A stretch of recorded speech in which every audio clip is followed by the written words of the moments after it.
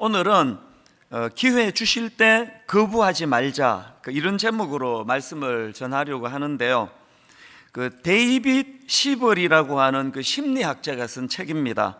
기회를 잡는 사람, 기회를 놓치는 사람, 이런 제목의 책이 있는데요. 그 책에 보면은 이 기회, 이 찬스라고 하는 이 단어에 대한 풀이가 나옵니다. 이 찬스라고 하는 이 단어에는 우연히 찾아오는 것, 이런 뜻도 내포가 되어 있지만 때를 소중히 여기다. 그래서 이제 이 단어의 의미 속에는 이 기회라는 것은 우연히 찾아오는 거지만 이 찾아오는 기회를 놓쳐서는 안 된다, 이런 의미가 담겨져 있는 단어라는 것입니다. 그러면서 이제 이 찬스, 이 기회와 관련된 이 설명을 그 책에서 덧붙이고 있습니다. 한번 들어보십시오. 기회는 운명이 아니라 선택의 문제이다. 운명은 기다리는 것이 아니라 쟁취하는 것이다. 절박함 속에서 기회를 갈구하는 마음과 자세가 중요하다. 또 이런 내용도 있습니다. 기회를 놓치지 않는 사람들이 다른 사람에 비해 기회가 많다거나 그들에게 좋은 기회가 그냥 생기는 것은 아니다. 단지 기회를 볼 줄 아는 눈과 기회가 왔을 때 기회를 포착할 수 있는 탁월한 능력이 있기 때문이다.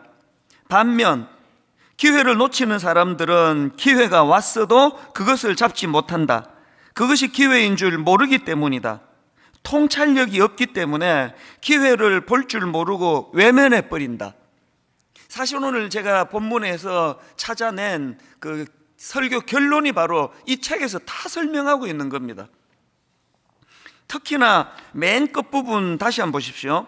기회를 놓치는 사람들은 기회가 왔어도 그것을 잡지 못한다. 그것이 기회인 줄 모르기 때문이다. 통찰력이 없기 때문에 기회를 볼 줄 모르고 외면해 버린다. 이게 바로 오늘 본문에 나오는 예수님이 만나주시는 나사렛 사람들의 마음 상태, 이 어리석음을 이렇게 표현할 수가 있다는 겁니다. 그래서 오늘 이 부분을 좀 중점적으로 살펴보려고 하는데요. 자, 오늘 본문 마가복음 6장 1절과 2절입니다. 예수께서 그 길을 떠나사 고향으로 가시니 제자들도 따르니라. 안식일이 되어 회당에서 가르치시니 많은 사람이 듣고 놀라 이르되 이 사람이 어디서 이런 것을 얻었느냐? 이 사람이 받은 지혜와 그 손으로 이루어지는 이런 권능이 어찌 됨이냐? 지금 예수님께서 어린 시절에 머물고 계시던 고향 나사렛을 방문하셨는데 그 당시 나사렛은 엄청 낙후된 그런 시골 지역입니다. 그 나사렛과 관련한 유명한 말씀 다 아시죠? 빌립이 나다나엘에게 예수님을 소개하니까 어떤 반응을 보이느냐? 자, 먼저 요한복음 1장 45절입니다. 빌립이 나다나엘을 찾아 이르되 모세가 율법에 기록하였고 여러 선지자가 기록한 그 일을 우리가 만났으니 요셉의 아들 나사렛 예수니라. 이 나사렛 예수라는 것은 나사렛이라는 지역의 출신이라는 걸 덧붙여 말하는 거 아닙니까? 그랬더니 나다나엘이 하는 말이 바로 그 다음 46절입니다. 나다나엘이 이르되 나사렛에서 무슨 선한 것이 날 수 있느냐? 아니 그런 낙후된 지역에서 무슨 대단한 인물이 나겠느냐? 아니 그런 낙후된 지역에서 무슨 기대할 만한 일이 있겠느냐? 이런 뜻 아닙니까?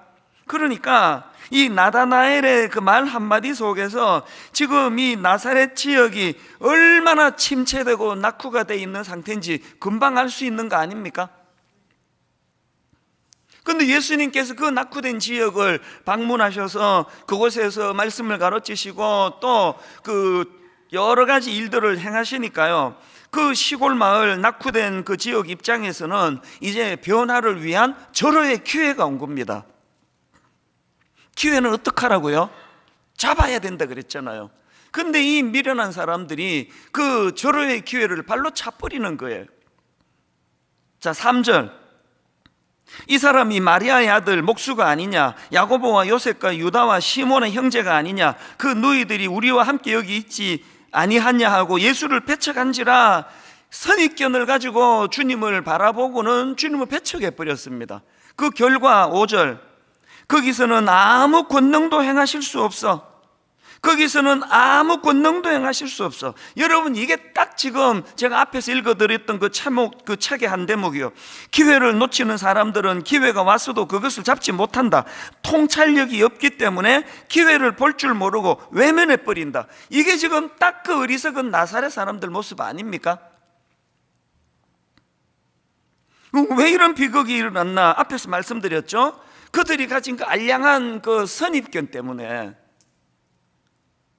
이 참 아이러니한 게요, 그들이 예수님을 배척한 이유가 우리가 예수 잘 안다, 예수님을 잘 아는 그게 예수님을 배척하는 결과를 가져왔다, 이런 말도 안 되는 일이 지금 본문에서 일어난 거 아닙니까? 그 제가 종종 강조하는 거 여러분 아시죠? 저하고 여러분에게 공통점이요, 저는 이제 집에서 또 개를 한 마리 기르고 있고요. 그래서 저는 3마리 개를 키우고 있고, 개 안 키우는 분들은 2마리 개를 키워요. 모든 인간은요, 그 마음에 개 2마리를 키우고 있습니다. 하나는 선입견, 또 하나는 편견. 이 진짜 개는요, 교회 올 때 집에다 두고 와요. 그러나 마음에서 키우는 이 2마리 개는 다 지금 다 끌고 오신 거 아닙니까? 선입견, 편견. 오늘 여러분이 본문에 나오는 나사렛 지역 사람들도 이 2마리 개를 키우는 거, 예수님에 대하여 선입견을 가지고, 예수님에 대하여 편견을 가지고. 이게 왜 위험하냐? 그 나사렛 사람들을 보니까 이게 위험한 게요, 이 2마리 개, 우리 마음 안에 있는 이 2마리 개는요, 우리 시야를 좁게 만들고 자기 생각에 몰두하게 만들어 버리는 겁니다. 이 시야를 막 엄청 좁게 만드는 거 아닙니까? 다 안 되는 거죠. 여러분, 이렇게 시야가 좁고 자기 생각에 몰두하는 게 이게 왜 무서운 일인가 하면은, 제 주변에요, 막 엄청 똑똑한 분인데 보이스 피싱으로요, 막 몇 억씩 이렇게 그 사기를 당한 그런 케이스들을 제가 알고 있는데요, 이게 평상시 그분이라고는 믿어지지가 않아요. 어떻게 그런 일을 당했냐고 그런 이야기를 나누다 보니까, 여러분, 그 보이스 피싱 하는 사람들이 절대로 전화를 못 끊게 한다는 거예요. 왜 전화를 못 끊게 할까요? 전화를 끊어버리고 그러면 바깥 세상하고 연결이 되면 자기가 사기치는 거기에 몰두하지 못하니까, 그래서 막 그냥 막 정신을 쏙 빼놓으면서 그 자기가 하는 말에 몰두하게 만드는 게 이게 보이스피싱의 특징이라는 거예요. 그래서 누구라도 그런 어떤 그에게 돈이 연루되고 하면은 일단 끊고 생각부터 하라는 거예요. 이게 자기 세계에 몰두되는 위험입니다. 이단도 마찬가지 아닙니까? 모든 이단의 공통점이 집에 가서 얘기하지 말라는 거예요. 나랑 성경 공부하는 거 집에 가서 말하지 말라는 겁니다. 왜 말하면 안 됩니까? 자꾸 대화하고 하다 보면은 생각이 넓어지면, 이게 무슨 요한계시록 이거 하나만 가지고 너무 이게 지금 몰두해가지고 나를 지금 혼란하게 하는 거 아닌가? 그거를 깨달을 위험이 있기 때문에 절대 비밀로 하라는 겁니다. 그 성경 공부하든지 할 때 절대 비밀로 하라는 거는 절대 누구에게 물어보고 확인하셔야 돼. 교역자들한테 이게 어떤 거냐고, 왜 이렇게 말하지 못하게 하느냐고. 이게 다 지금 그 좁은 생각, 좁은 시야, 그래서 자기가 원하는 것을 얻어내기 위한 그런 방법 아닙니까? 이렇게 시야가 좁아지고 자기 세계에 몰두하는 게 이렇게 위험한 거거든요. 여러 번 말씀드렸지만 저는 원래가 고신교단 출신입니다. 저희 아버지도 고신교단에서 목회를 하셨는데, 아니 왜 제가 고신대학 신학대학원으로 안 가고 총신으로 갔느냐? 20대 때 제 무슨 순수한 마음이에요. 아니 내가 이 고집도 세고 그런데, 아니 내가 지금 고신에서 잔뼈가 굵었는데 또 신학교를 내가 고신으로 가면은 내 성격상 뭐 고신 그러면서 그렇게 그냥 교단에 파묻힐 것 같아서, 그래서 참 그게 늘 아쉬워요. 저는 고신 교단이 참 건강한 교단이고 아버지 뒤를 이어서 내가 아버지 후배가 됐으면 하는 마음이 있었지만, 그래서 2가지 원칙을 제가 정했거든. 신학교 갈 때 고신은 안 간다. 고신에 문제가 있어서가 아니라 내 성향에 몰두할 것 같아서 고신은 안 간다. 2번째, 고신하고 제일 신학이 비슷한데 그랬더니 어떤 분이 그게 총신이라 그래가지고 아무것도 모르고 제가 총신으로 왔는데, 와서 이제 지금 되돌아보면은 이게 하나님의 작품이신 거예요. 옥하는 목사님 만나게 해주시라고. 제가 고신을 갔으면 옥하는 목사님 사랑의 교회에 어떻게 들어가겠습니까? 참 하나님의 이 섭리가 늘 저에게 은혜가 되는데, 어쨌든 참 20대 순수할 때 이렇게 편협하지 않으려고, 제 스스로가 너무 이렇게 작은 생각에 매이지 않으려고 그런 몸부림이 있었던 것 같아요. 똑같은 이치로, 여러분 제가 경상도 사람 아닙니까? 출신 아닙니까? 모르셨죠? 워낙 표준말을 구사하기 때문에 우리 목사님이 경상도 분이에요, 서울 사람 아닌가? 웃기려고 하는 거니까 너무 깊이 생각하지 마세요. 제가 경상도에서 자랐는데 이상하게 우리가 자랄 때 지역 감정이 막 엄청 극심했거든요. 어린 마음에도 그게 진짜 마음이 아팠습니다. 아니, 이 조그만한 나라에 남북이 갈라졌으면 됐지, 이 또 동서가 이렇게 그냥 이렇게까지 미워하고 이러면 어떡하느냐고. 제가 교회를 개척하고요, 초창기에 우리 교회 전라도 출신 교역자가 한 60% 됐습니다. 지금은 안 그렇지만 초창기 때 내 마음에 이게 균형을 이루어야 되는데, 이 경상도 담임 목사가 계속 이렇게 설교를 하니까 좀 지역의 균형이 이루어지면 좋겠다. 지금은 이제 뭐 고루고루 잘 배분이 된 것 같지만, 내가 뭘 마음에 두는 겁니까? 그리고 저는 전라도 출신의 친구 목사들 되게 많습니다. 똑같은 이치로 저는 정치적으로나 또 신앙적으로나 저는 보수적인 사람이거든요. 이런 거 절대 안 밝혔는데 하도 이걸 가지고 치사한 가짜 뉴스가 많기 때문에 이제는 또 내가 이 보수적인 사람이라 그런다고 우리 교회에 진보적인 성향을 가진 분들이 저 때문에 시험 받지 않는다 생각해요. 왜? 일절 저는 그걸 드러내지 않는 사람이니까. 제가 왜 자꾸 그런 공격을 당하는지 너무 잘 압니다. 저는 보수적인 사람이기 때문에 너무 이쪽으로 극단으로 치우치지 않기 위하여 저는 진보적인 분들하고 대화 나누는 거 좋아하고 그들이 어떤 생각을 갖고 있는지 알기를 원하는 사람이에요.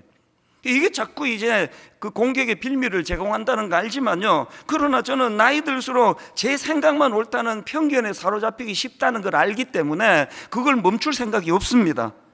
저는 진짜 꿈꿉니다. 우리나라 정치가 나 죽기 전에 정말 건강한 보수와 정말 건강한 진보가 이렇게 미친 듯이 싸우는 거 말고 참 서로 상생하면서 서로 약점을 보완해 가면서 막 그냥 진보와 보수 정권, 진보 정권이 참 이런 선의의 경쟁을 하는 그런 날이 오기를 간절히 기도합니다. 저 죽기 전에 그런 날이 올 것 같지는 않아요.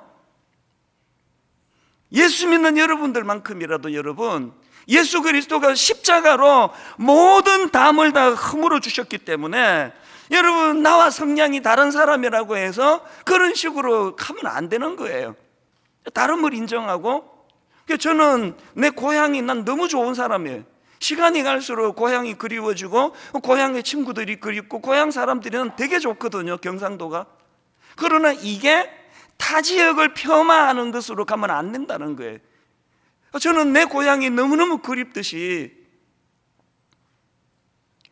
서울 분들도, 충청도 분들도, 경상도 분들도, 강원도 분들도 모두가 다 소중하고, 조금만 생각을 넓히면 여러분 그 올림픽 같은 거 할 때 거기 경상도가 어디 있고 전라도가 어디 있고 충청도가 어디 있습니까? 모두가 대한민국 사람으로서 밤새도록 경기를 응원하고 하는 그 넓은 마음으로 서로를 좀 대하자는 거예요.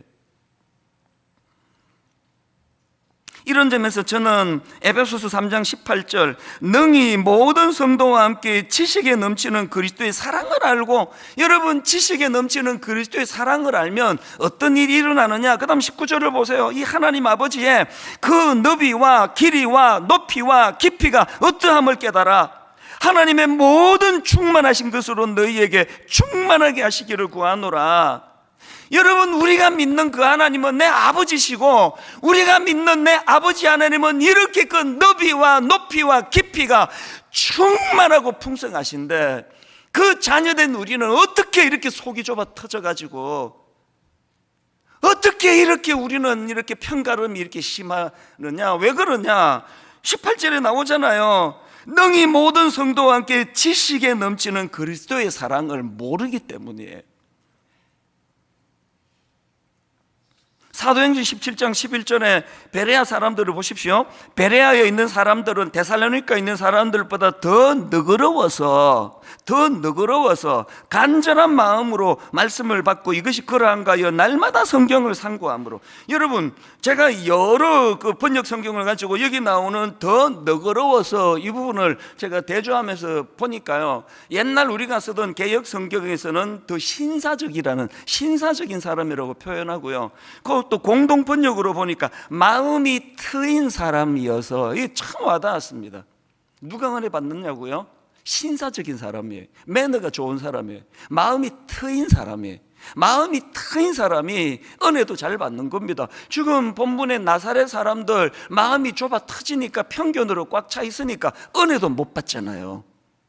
오늘 예수 믿는, 오늘 함께 예배하는 모든 이 땅의 주님의 형제 자매 여러분, 저는 여러분들이 이 베레아 사람들처럼 마음이 트인 사람들 되기를 바랍니다.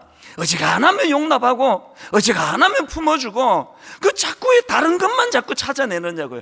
99가지가 같은데 지역이 다르대. 잘라버리고. 99가지가 같은데 이게 좀 다르대. 성령의 원리는 그런 게 아니에요. 인터넷 강의를 듣다가 보니까 쉐릴 샌더버그라고 그 페이스북의 운영 책임자 아닙니까? 이분의 말이 너무 와닿았습니다. 누군가가 우주선 자리를 준다고 하면 어느 좌석이냐고 묻지 마라. 그냥 올라타라. 와, 이게 너무 멋지지 않습니까? 누군가가 우주선 자리를 준다고 하면 어느 좌석이냐고 묻지 마라. 그냥 올라타라.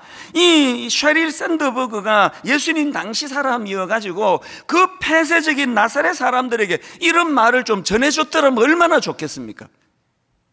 세상에 지금 구원의 주께서 그 폐쇄적이고 그 침체된 자기 지역을 되살려 주시려고 주님이 오셨는데, 그냥 선입견을 가지고, 편견을 가지고 마음의 문을 닫아버리는 거 아닙니까? 영국의 리처드 브랜슨도 비슷한 말을 했습니다. 누군가가 당신에게 놀라운 기회를 제시했다면 그 일을 할 수 있는지 없는지 고민하지 말고 무조건 하겠다고 답하라. 그런 다음에 방법을 배워도 되니까. 기회가 오면은 무조건 잡으라는 거예요. 그 자꾸 잔머리 굴려가지 말고 기회가 올 때는 무조건 잡는 겁니다. 은혜도 마찬가지예요. 은혜 받는 일에 뭐 복잡한 거 생각할 거 없습니다. 이런 의미에서 저는 오늘 그 나사렛처럼 영적으로 침체가 돼 있고 우울하고 패배감이 많고 하시는 분들은요, 오늘 두 가지를 꼭 붙잡으셔야 된다고 생각합니다. 본문에서 우리가 찾아야 되는 두 가지 할 일, 진짜 중요한 거 뭐냐? 첫 번째 할 일이 뭐냐? 우리 주님은 오늘도 계속 기회를 주시고 계심을 기억하셔야 합니다. 기회 주기를 원하시는 주님. 5절을 보십시오. 거기서는 아무 권능도 행하실 수 없어. 제가 지금 무게중심을 앞에다 두니까요, 거기서는 아무 권능도 행하실 수 없어. 이 말씀의 의미도 중요하지만 제가 지난주 중에 말씀 묵상하다가 너무 제가 은혜를 받은 대목이요, 뒷부분을 내가 놓치고 있었더라고요. 5절을 다시 보세요. 거기서는 아무 권능도 행하실 수 없어 다만 소수의 병자에게 안수하여 고치실 뿐이었고, 이게 제게 왜 은혜가 되는지 아십니까? 지금 나사렛 사람들의 배척으로 예수님의 사역이 제한되어 있는 거예요. 나사렛 사람들의 배척으로 지금 예수님이 어떤 은혜를 줘봐야 이거를 그냥 그 죽서서 개 주는 거 아닙니까? 개에게 진주를 던지는 거 아닙니까? 그래서 주님이 그들에게 지금 놀라운 역사와 기적을 베풀 수 없는 상황에도 여전히 이 은혜의 가치를 알고 주님을 찾는 사람에게는 여전히 은혜가 베풀어졌다는 그 이야기 아닙니까? 자꾸 뭐 한국 교회가 침체가 됐느니, 한국 교회가 어쩌니, 그런 얘기 좀 그만하시고요. 아무리 어두운 시대라도, 아무리 침체가 된 시대라도 여전히 내가 주님을 갈망하고, 여전히 내가 주님의 은혜를 사모하고, 여전히 내가 침체된 내 영혼을 주님만은 회복시켜 주실 수 있습니다. 믿음을 갖고 나가는 그 사람에게는 오늘도 여전히 하나님의 역사가 일어날 수 있다는 사실이에요. 오늘도 우리 주님은 계속 기회를 주기 원하시는 분이에요. 복잡하게 생각하지 말고 그냥 뭐 어느 자리냐 이런 계산하지 말고 붙잡으라는 거예요. 은혜를 내가 갈망합니다.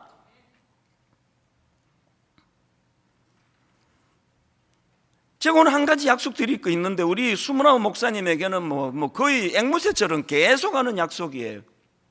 올 한 해 내내 이찬수 목사의 사역은요, 이 수문아우 교회와 수문아우 예비 단임 목사님들을 섬기고 돕는 일에 내 모든 에너지를 다 투입할 것입니다. 그래서 제가 연초에 담당 교역자들한테 올해 열심히 하지 마라 그랬습니다. 우리 지금 이제 개점 휴업 상태다. 우리가 열심히 내면은 이게 지금 수문아우 교회로 가는데 방해가 되니까, 그래서 지금 아무 행사도 안 하고 있잖아요. 이 학기는 진짜 안 할 겁니다. 특별 새벽 부흥회하고 전도 집회는 이건 뭐 이런 거 늘 이제 영혼에 관한 문제니까 딱 2개만 남겨놓고 아무것도 안 할 거예요. 그런 행사 자꾸 하는 부서는 저한테 고발해 주세요.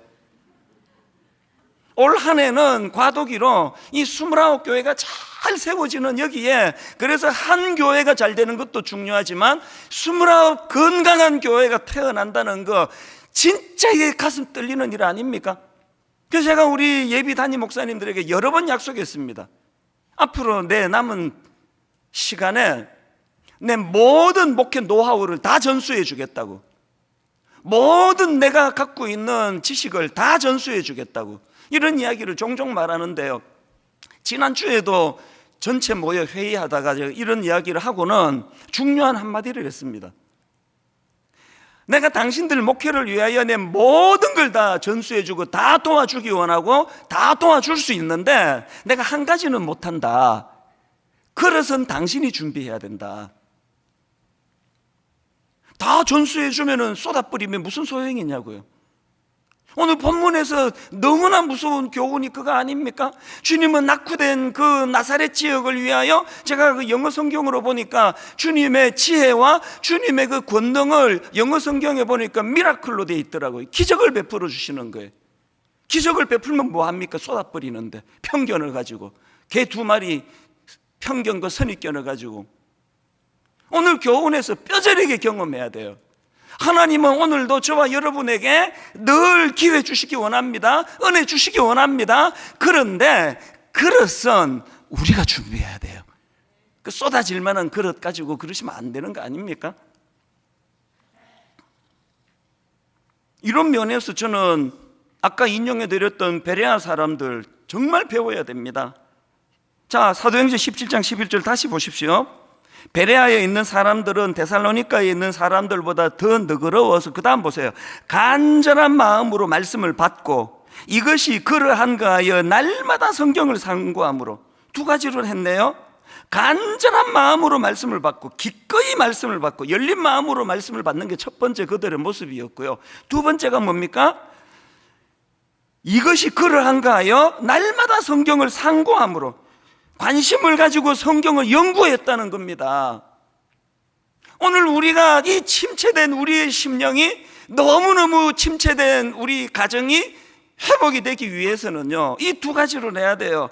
기꺼이 열린 마음으로 말씀을 받아야 되고, 그 관심을 가지고 말씀을 연구해야 됩니다. 그래서 여러분, 대형 교회가 돼서 참 단임 목사로서 여러분하고 더 가까이 못 가는 게 너무 아쉽고요, 여러분과 친해지지 못하는 게 너무 아쉽고요, 어떨 때는 정말 회의가 와요. 이게 목회인가 이게?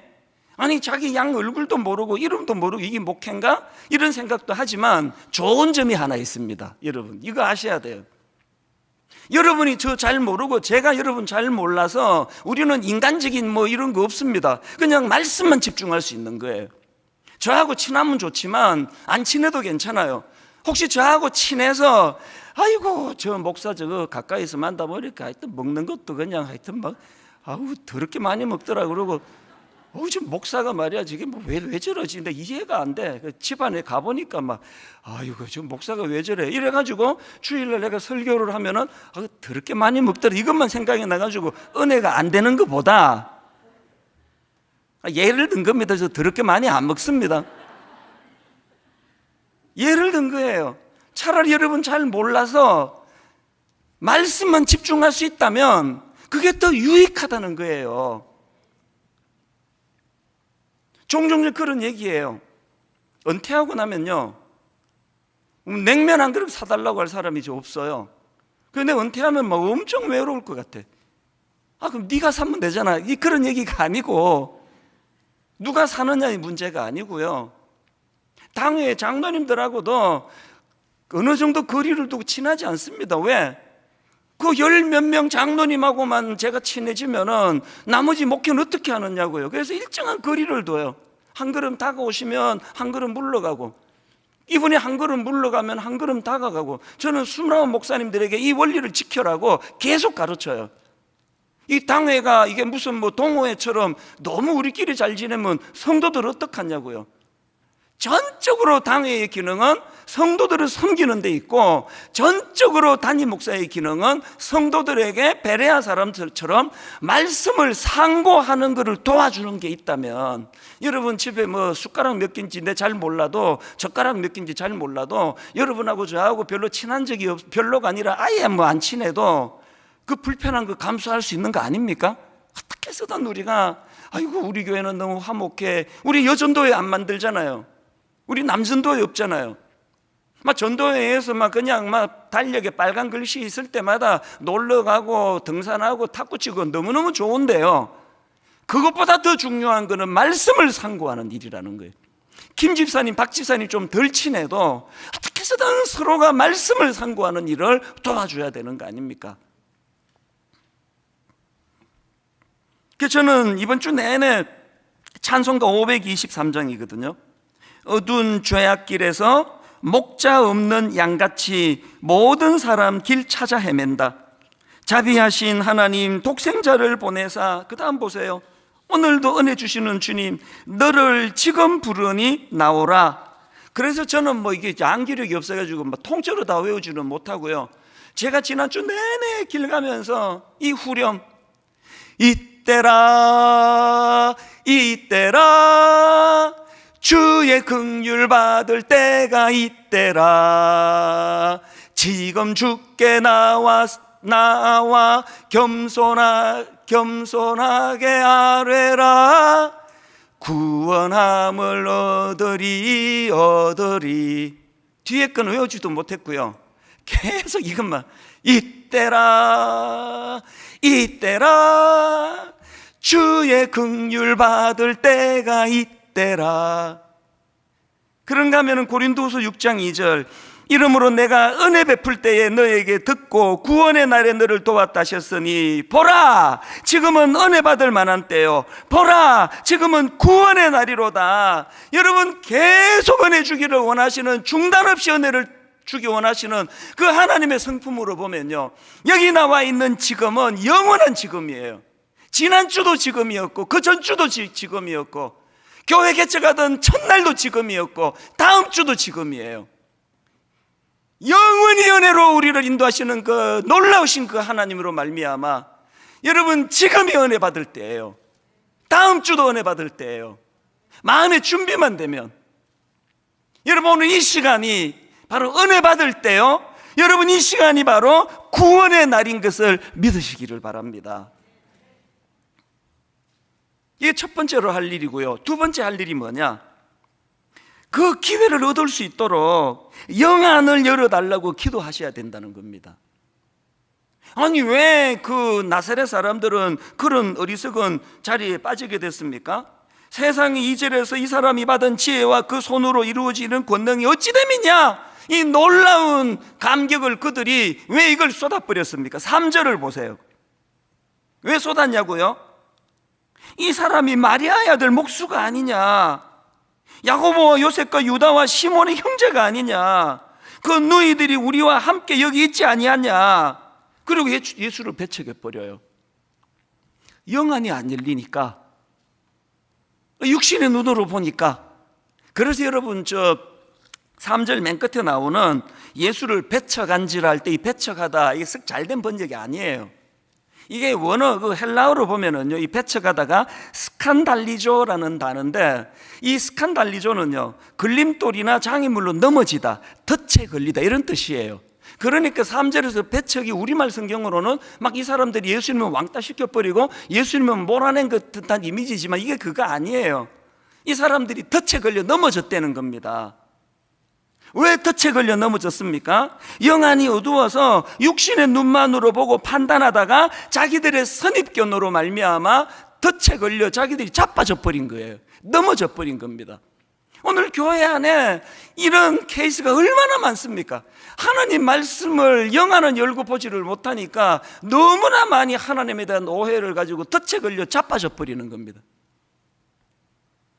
그래서 우리 시편 119편 18편 정말 기도해야 됩니다. 내 눈을 열어서 주의 율법에서 놀라운 것을 보게 하소서.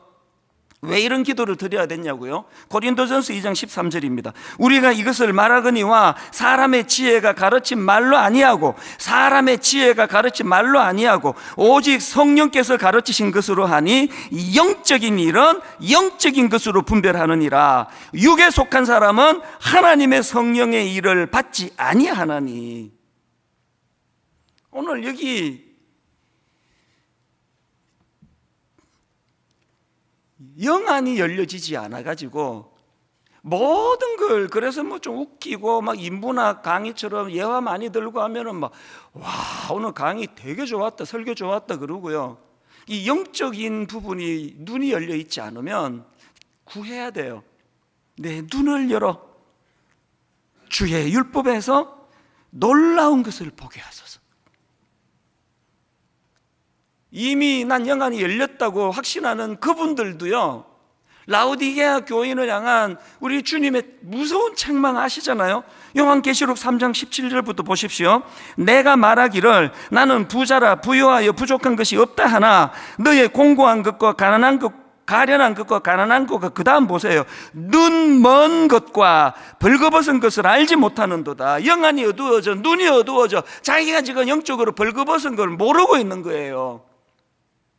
그래서 18절, 내가 너를 권하노니 내게서 불로 연단한 금을 사서 부요하게 하고 흰옷을 사서 입어 벌거벗은 수치를 보이지 않게 하고, 그 다음에 안약을 사서 눈에 발라보게 하라. 안약을 사서 눈에 발라보게 하라가 뭘 의미하느냐? 그 다음 19절, 물은 내가 사랑하는 자를 책망하여 징계하노니 그러므로 내가 열심을 내라. 회개하라. 뭐가 안약을 사서 눈에 바르는 거라고요? 십자가 이 능력을 의지하여 회개의 자리로 나가는 겁니다. 아버지, 내가 교만해졌습니다. 아버지, 제가 목사 31년 차 맨날 설교한다고 내가 그렇게 까불다가 교만해져서 영안이 어두워져 버렸습니다. 여러분, 설교 잘 못하는 거는 회개할 거리가 아니에요. 그러나 자기를 의지해서 영안이 닫힌 채로 설교 준비하는 것은 그건 무지무지 악한 거예요.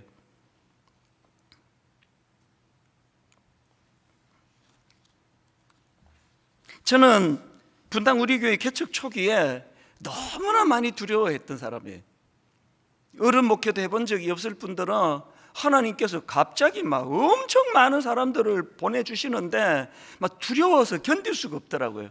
목회를 잘할 수가 없는데, 잘할 자신이 없는데. 그래가지고요, 개척 초기 때는 그 주중에 여기 아무도 안 계시잖아요. 문 다 닫혀 있으니까. 그리고 여기는 창문이 없어가지고요, 뭐 밤낮 캄캄해요. 그 캄캄한데 이 가운데 아무도, 여기 주로 많이 앉아, 이 가운데쯤에 앉아 있으면 진짜 많이 울었습니다. 그리고 저의 인생 찬양이 하나 있습니다. 여기 울면서 참 많이 찬양을 불렀거든요. 내 눈 주의 영광을 보내. 영안을 열어달라는 거 아닙니까? 아버지, 영안을 열어. 뭘 보기 원합니까? 우리 가운데 계신 주님, 그 빛난 영광 온 하늘 덮고 그 찬송 온 땅 가득해. 내 눈 주의 영광을 보내.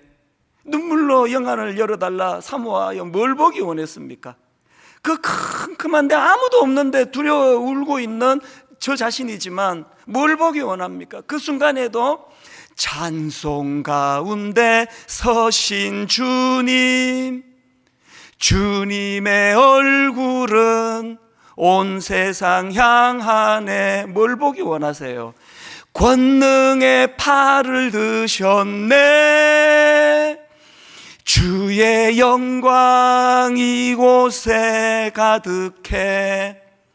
우린 선의 주님과 함께 찬양하며 우리는 전진하리. 모든 열방 주 볼 때까지. 저희 교회 개척 초기에요, 특별 새벽 부흥회 60일 했습니다. 2달 내내 성도들 다 출근하는데 내가 집에 가면 되겠냐고. 그래서 특세 끝나면은 이 방에 아무도 없는데 와서 그렇게 말씀 준비하고 묵상하다가 답답하면 여기 앉아가지고 또 울고, 내는 주의 영광을 보기 원합니다. 오늘도 두 팔 벌려 저를 품어주시는 그 하나님을 내가 영안을 열고 바라보기를 원합니다. 여러분 결과 다 아시잖아요. 여러 번 말씀드리잖아요. 자꾸 말씀드리잖아요. 이렇게 자신감도 없고 경험도 없고 어리버리하기 짝이 없는 이 부족한 종이 담임 목사가 됐지만 영안을 열고 그분의 인도하심을 따라가는 게 목회더라고요.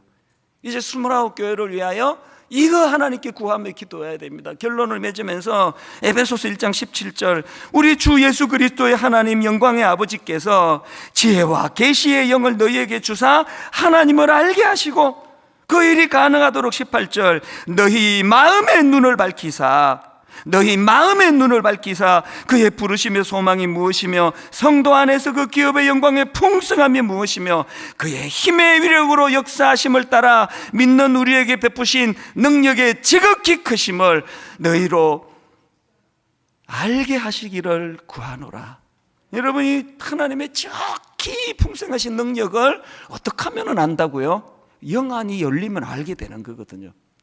결론을 맺으면서 오늘 이른 아침에 이제 집에서 교회를 향해 나가는데 제 아내가 이런 얘기를 해요.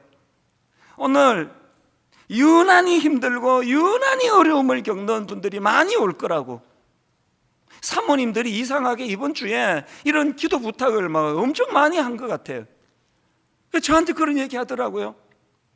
오늘 유난히 힘들고 유난히 어려운, 눈물 없이는 들을 수 없는 그런 아픔을 가진 분들이 많이 오실 거라 그러는데 제가 뭘 구해야 되겠습니까? 아버지, 저에게는 그들 눈물을 닦아줄 능력이 없습니다.